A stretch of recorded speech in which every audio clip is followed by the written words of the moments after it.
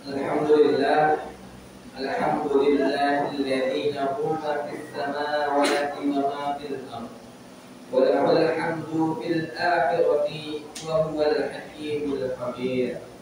Asyhadu an la ilaha illallah wahdahu la syarika lah wa asyhadu anna Muhammadan abduhu wa rasuluh. Allahumma shalli wa sallim ala sayyidina Muhammadin wa ala alihi wa sahbihi ajma'in.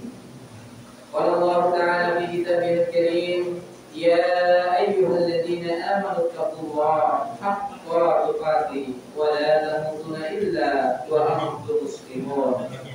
Jamaah salat Jumat yang berbahagia, marilah kita bersama-sama bertekad dengan sungguh-sungguh untuk meningkatkan kualitas iman dan takwa kita, kualitas ibadah dan muamalah dengan semata-mata mengharapkan ridho dari Allah Subhanahu wa Ta'ala. Salawat dan salam mari kita haturkan kepada junjungan Nabi besar kita Muhammad sallallahu alaihi wasallam. Semoga pada hari penentuan nanti kita semua memperoleh syafaat dari beliau. Amin amin ya rabbal alamin. Pada kesempatan yang baik ini, Khatib akan menyampaikan judul khutbah tentang bocoran pertanyaan di akhirat kelak. Jamaah sidang Jumat rahimakumullah, pesan wasiat ini bukan hanya khususkan kepada jamaah sekalian, namun pesan ini terkhusus juga akan disampaikan kepada diri Khatib pribadi, yang tentunya semoga dengan pesan ini iman takwa kita akan bertambah baik kepada Allah Subhanahu wa Ta'ala. Jamaah sidang Jumat rahimakumullah, kita semua yang berkumpul di musola SMA Negeri 1 Simpang Besar ini, sebagian besar telah mengenyam pendidikan yang namanya SD, TK, SMP, sebagian SMA, dan ada yang sudah sampai perguruan tinggi. Kalau-kalaulah pada saat ujian kita sudah diberikan informasi bahwa akan ada bocoran soal terkait dengan ujian tersebut, alangkah bahagianya kita dalam menghadapi ujian tersebut. Namun kami akan menyampaikan bocoran-bocoran pertanyaan yang akan disampaikan atau ditampilkan di atas kelak. Pertanyaannya, apakah setelah mendengar bocoran-bocoran itu, hati kita, pemikiran kita akan sama senangnya dengan maslahat-maslahat yang ada di dunia pada saat kita mendapatkan bocoran-bocoran di dunia? Coba setelah nanti Khatib menyampaikan wasiat ini, kita merenung secara pribadi, apakah bisa kita senang ataukah malah kita murung dan seterusnya. Jamaah sidang Jumat rahimakumullah, sekali lagi Khatib menyampaikan, apakah perasaan kita seperti ini bahagianya bisa sama dengan ketika kita mendapatkan bocoran pertanyaan di akhirat kelak, yang mana pertanyaan tersebut bisa kita cari jawabannya mulai dari hari ini. Jawabannya belum tentu, bahkan soal perasaannya sangat jauh berbeda dengan soal perasaan di dunia. Untuk perkara dunia, kita senangnya luar biasa apabila sudah mendapatkan bocoran. Namun jika untuk perkara akhirat, perkara kehidupan abadi kita nantinya, justru malah kita tidak peduli, apalagi bisa senang dan bahagia sebagaimana bocoran soal-soal ujian kita saat sekolah. Inilah kita umat akhir zaman yang usianya pendek-pendek, fisiknya lemah-lemah, ibadahnya sedikit, dan masih banyak yang bakhilnya. Na'udzubillahi min dzalik. Padahal bocoran pertanyaan akhirat ini sudah ada sejak zaman Rasulullah Shallallahu Alaihi Wasallam, yaitu kurang lebih 1400 tahun yang lalu. Sebagaimana terdapat dalam sebuah hadis, Rasulullah Shallallahu Alaihi Wasallam menjelaskan tentang perkara-perkara yang akan ditanyakan pada hari kiamat kelak. Beliau bersabda, "La tazufa dama 'abdi yawmal qiyamah hatta yus'ala 'an 'umrihi fima afna wa 'an 'ilmihi fima 'afala wa 'an malihi min aina aksabat wa fima anfaqahu wa 'an jismihi fima afla." Yang artinya tidak akan bergeser dua telapak kaki seorang hamba pada hari kiamat sampai dia tanyakan, dimintai pertanggungjawaban tentang yang pertama adalah umurnya, dikemanakan habisnya, tentang ilmunya, bagaimana dia mengamalkannya, tentang hartanya, dari mana diperoleh dan kemana harta tersebut dibelanjakan, serta yang terakhir tentang tubuhnya digunakan untuk apa.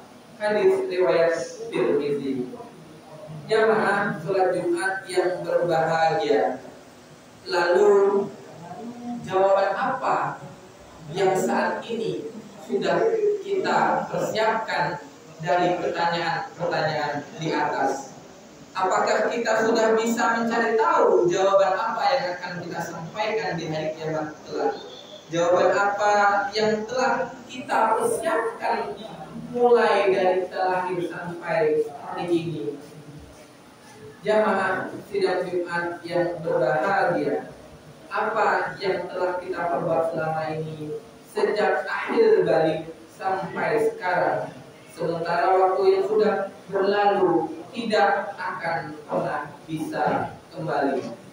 Apa yang kita amalkan dan kita tinggalkan dari pengetahuan agama yang telah kita dapatkan, yang telah kita ketahui, baik perintah dari Allah maupun larangan dari Allah, anjuran dan sanksi yang telah ditetapkan.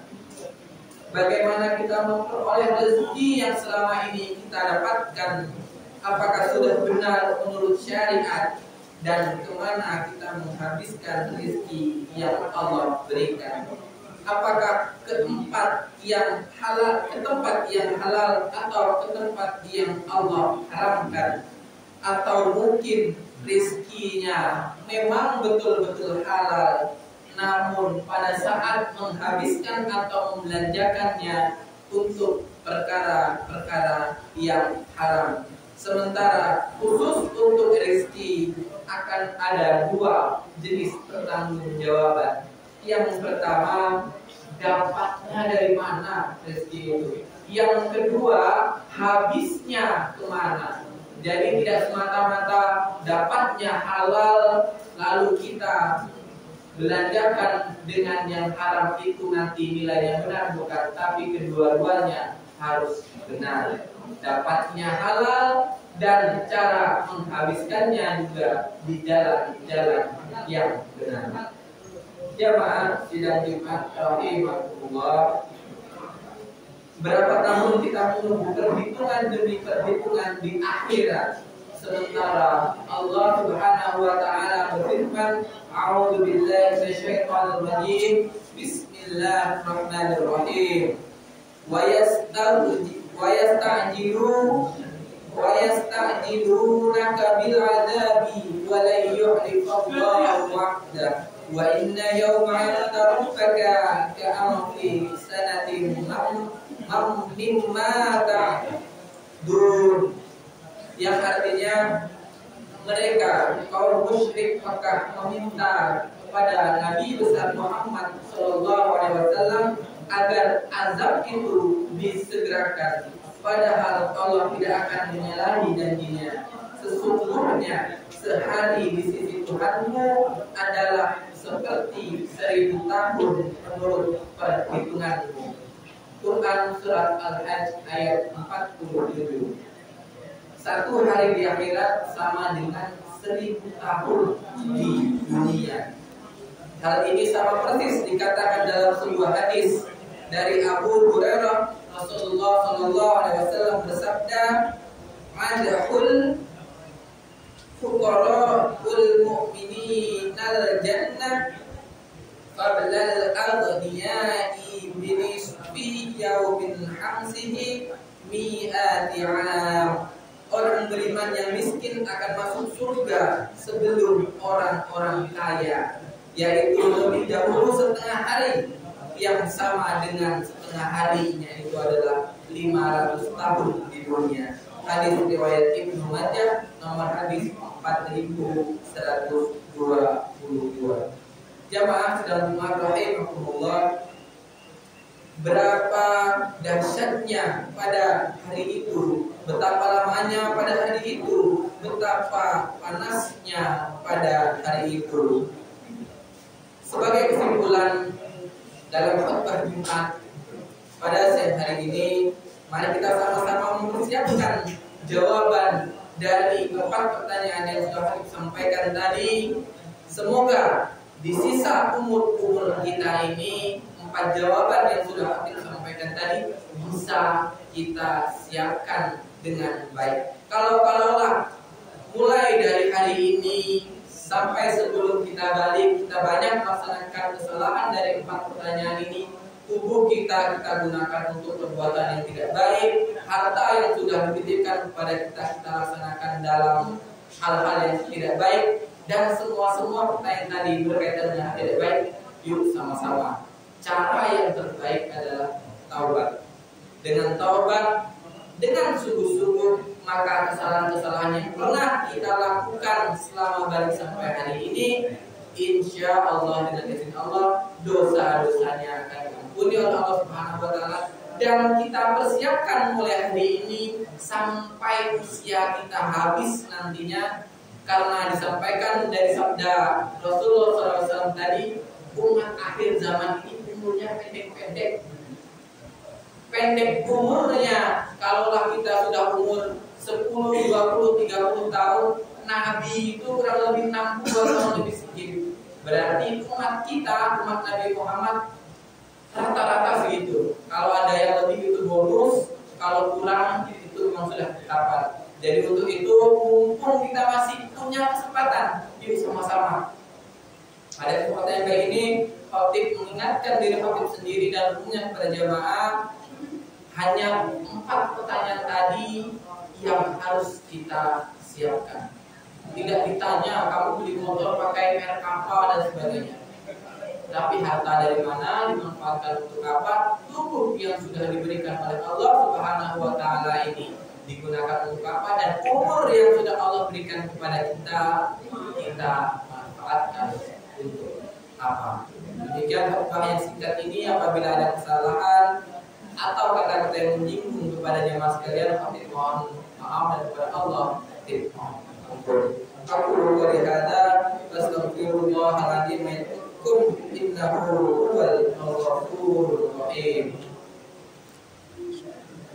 Allahumma sholli ala Muhammad. Allahumma sholli Allahumma sholli ala Sayyidina Muhammad. Allahumma sholli wa sallim ala Allahumma sholli ala Sayyidina wa Maulana Muhammad.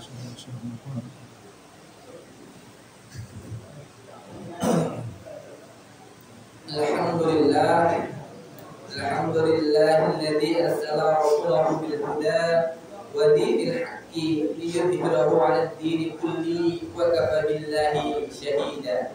Asyhadu an la ilaha illallah wahdahu la syarika lah wa asyhadu anna Muhammadan 'abduhu wa rasuluh. Allahumma shalli 'ala sayyidina Muhammadin wa 'ala alihi wa ashabihi ajma'in. Ya ayyuhalladzina amanu taqullaha wa qulu qawlan sadida yuslih lakum a'malakum wa yaghfir lakum dhunubakum wa man yuti'illaha wa rasulahu faqad faza fawzan 'azima.